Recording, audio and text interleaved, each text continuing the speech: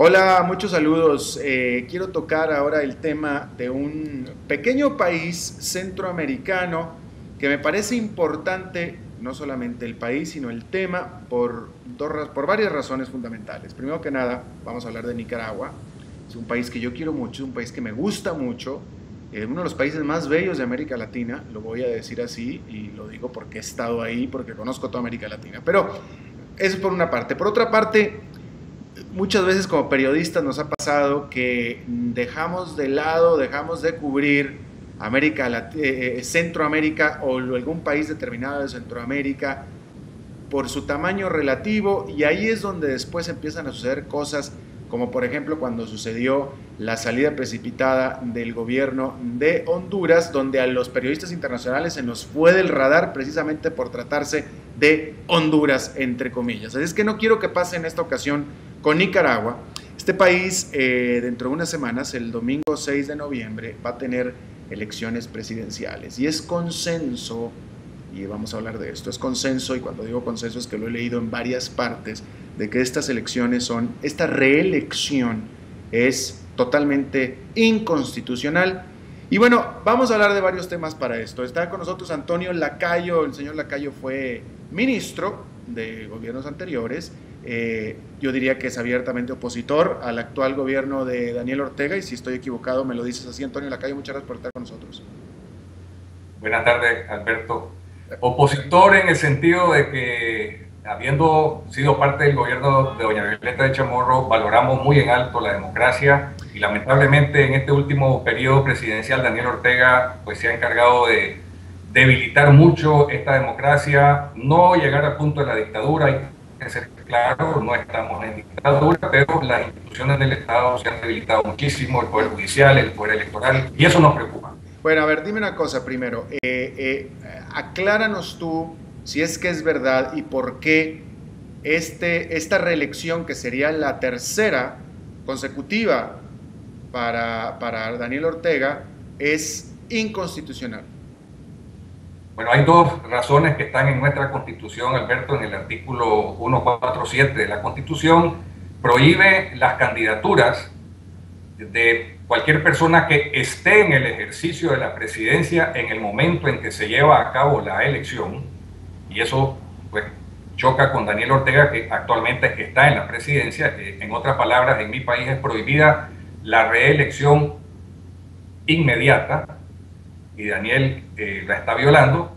Y también ese mismo artículo dice que nadie puede ocupar la presidencia más de 2 periodos, ¿verdad? Daniel Ortega... No, 2 periodos. Consecutivos no se puede porque, como digo, correcto, pero 2 periodos en total. Daniel Ortega fue presidente de 1986 al 90 y es presidente del 2007 a enero del 2011. Por tanto, ya se le agotó su capacidad de ser presidente, pero a contrapelo de esas 2 disposiciones él sigue. Bueno, ok. Ahora, que obviamente que Daniel Ortega no dice ni va a decir que es ilegal lo que está haciendo. Entonces la pregunta es, ¿qué es lo que dice al respecto? ¿Cómo se defiende? Él metió un recurso ante el Poder Judicial diciendo que era contra sus derechos humanos, que todas las personas tenemos derecho a elegir y a ser electos. O sea, en pocas palabras, Daniel Ortega lo que dijo es: la Constitución va en contra de mis derechos humanos. Correctísimo. La Constitución que está firmada por él.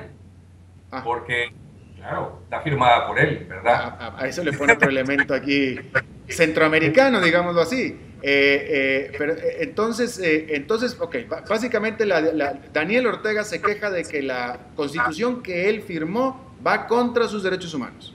Efectivamente.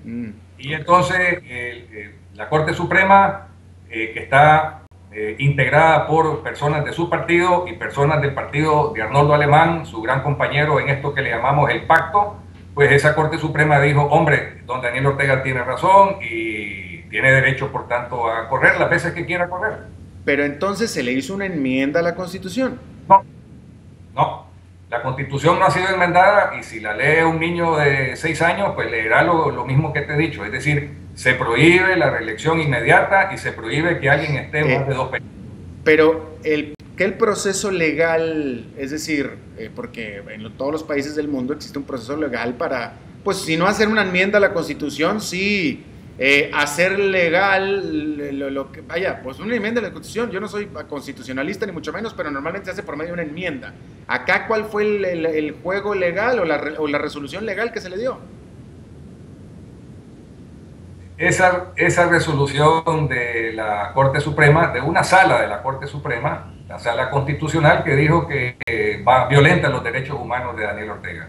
La Constitución, él pretendió cambiarla, pero se requiere de 56 votos de 90 y nunca lo llegó a tener, razón por la cual, antes que se le agotara el tiempo, metió ese recurso a la Corte Suprema y la Sala Constitucional dijo eso que te he mencionado y bueno, entonces por eso está él corriendo. Ahora, una pregunta. La Corte Suprema de Justicia dijo que sí podía correr Daniel Ortega. Y la pregunta que yo tengo aquí, que yo no soy experto legal, que si la Corte Suprema de Justicia dice que sí se puede, ¿no es eso ya legal? Mira, ni tú y yo somos abogados, pero aquí hay dos opiniones en mi país, ¿no? Hay los que dicen, hombre, la Corte Suprema ya lo dijo, y hay los que decimos, hombre, pero la Constitución más clara no puede ser. Es decir, si la Constitución no vale, ¿qué vale? Si la Constitución es inconstitucional, ¿tenemos país o ya no existe Nicaragua? Porque lo que define un país es su constitución política. Entonces, si esa constitución política es papel mojado, hombre, eso quiere decir que ya Daniel se encargó de que ni siquiera seamos país, porque la Constitución ya no vale. Ese es el peligro en que estamos. Totalmente de acuerdo. Bien, ahora, vamos más allá. Una cosa es la legalidad de que si puede o no puede reelegirse, y otra cosa es el apoyo popular que tenga Daniel Ortega. Y yo te pregunto aquí en este sentido, es decir, los nicaragüenses, estoy hablando del 51% de los nicaragüenses o más, ¿quiere Daniel Ortega? ¿Va a votar por Daniel Ortega? Mira, creo que el 51 no llega. Pero la mayoría. Tampoco. Creo que, no, seguro. Mira, en el año 2006, que fueron las elecciones anteriores, cabalmente en noviembre del 2006, Daniel Ortega obtuvo aproximadamente el 38% de los votos. Lo que sucede es que ganó por mayoría relativa, porque los otros candidatos tuvieron algo menos que eso. Entonces fue el primero entre todos ellos. Él obtuvo el 38%. Tuvimos un pequeño problemita aquí con la transmisión, es que repite, ¿me ganó por mayoría qué?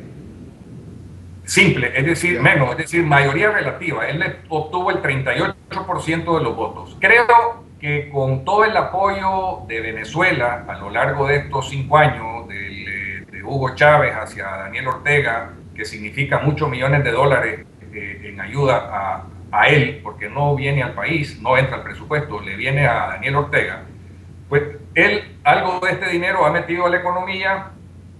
Y eso sumado a que los precios de nuestras exportaciones han estado bien, café, tú sabes, carne, oro, maní, azúcar. Entonces, creo que Daniel Ortega sí ha subido algo de ese 38%. Algunas encuestas lo ponen en 42, 43, 44. No creo, francamente, que llegue al 50%. No llega. Bien, ahora por lo que yo estoy viendo y leyendo, es que al margen de la constitucionalidad de esta reelección de Daniel Ortega, parece ser que prácticamente la tiene ganada, en el sentido de que parece que es favorito de encuestas, de opinión, etcétera. Ahí, ¿qué pasa con la oposición? ¿Por qué la oposición no puede agarrar más peso en contra de Daniel? Porque tenemos un quinta columna metido en la oposición que se llama Arnoldo Alemán, que es una persona muy corrupta, que ganó unas elecciones después de doña Violeta de Chamorro, y comenzó a revertir el proceso democrático que habíamos logrado en los 5 o 6 años de doña Violeta. Y este hombre, por hacer dinero, por la corrupción pura y limpia latinoamericana, pues se dedicó a buscar su seguridad y hizo un acuerdo que aquí le llamamos pacto con Daniel Ortega en el año 2000, en el que básicamente se decía, mira, los presidentes seamos tú o yo, pero nadie más. Y entonces ellos se ayudan mutuamente. Entonces, en este momento, Arnoldo Alemán, como parte de la oposición, al frente de su partido, que se llama el Partido Liberal Constitucionalista, el PLC, pues él anda ahí y recoge aproximadamente un 10% del voto.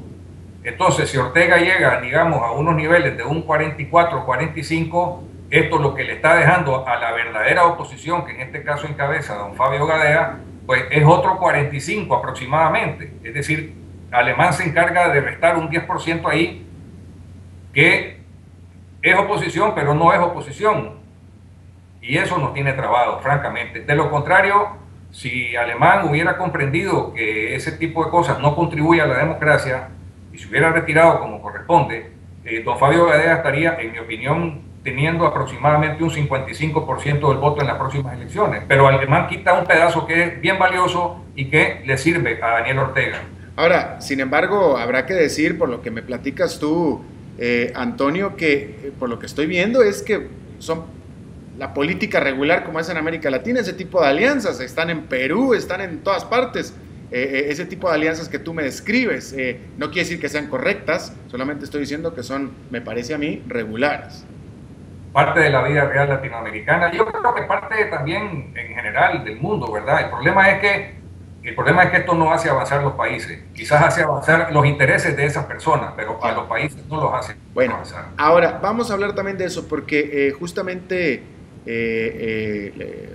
la realidad de las cosas es que Nicaragua es uno de los países que no entró en recesión durante la recesión del 2008, donde casi todos los países de América Latina entraron en recesión. Es un país que de hecho ha crecido más en Centroamérica que cualquier otro país, aparte de Panamá, o solo abajo de Panamá, y es un país que a primera vista, a primera instancia, económicamente hablando, ha estado desempeñándose bastante bien, con la gran característica, que pareciera increíble que se esté diciendo, pero que es cierto, que Nicaragua no solamente es el país más seguro de Centroamérica, sino es uno de los países más seguros de toda América Latina también, en medio de problemas fuertes de inseguridad que hay ahí. Yo creo que Nicaragua es incluso más seguro que el propio Costa Rica. Entonces, pareciera que tampoco está tan mal la situación en Nicaragua, por no decir que tal vez que no ha tenido Daniel Ortega un desempeño tan malo. Mira, no se trata de Daniel Ortega, se trata de la democracia, Alberto, que se conquistó en este país en 1990, que se conquistó después de muchísimos años de dictaduras de derecha. Tú te acuerdas de los Somozas, que tuvieron más de 45 años en el poder, y luego 10 años de dictadura de izquierda con el Frente Sandinista, es decir, con Daniel Ortega. Después de 55 años, este pueblo, y después de 10 años de una guerra civil muy cruenta, que tú te recuerdas de ella, los Contras y Reagan y toda aquella cosa, donde murieron miles de nicaragüenses, llegó un punto en que el pueblo, con la elección de doña Violeta de Chamorro en 90, dijo, basta ya, aquí nos vamos a la democracia. Y este pueblo cree en la democracia. Y esa convicción democrática de Nicaragua es mucho más profunda de lo que la gente cree. No es mérito de Daniel Ortega, es mérito del pueblo. Es mérito de los nicaragüenses, y eso está sirviendo de base, uno, para ser el país más seguro de Centroamérica, sin lugar a dudas, y en segundo lugar, para generar un sentimiento de que esto de Daniel Ortega es transitorio, es decir, eventualmente saldrá Nicaragua de este tipo de atentados contra la democracia, porque por debajo hay un sustrato, una convicción democrática muy arraigada, porque costó mucha sangre, costó mucho tiempo, costó mucho atraso.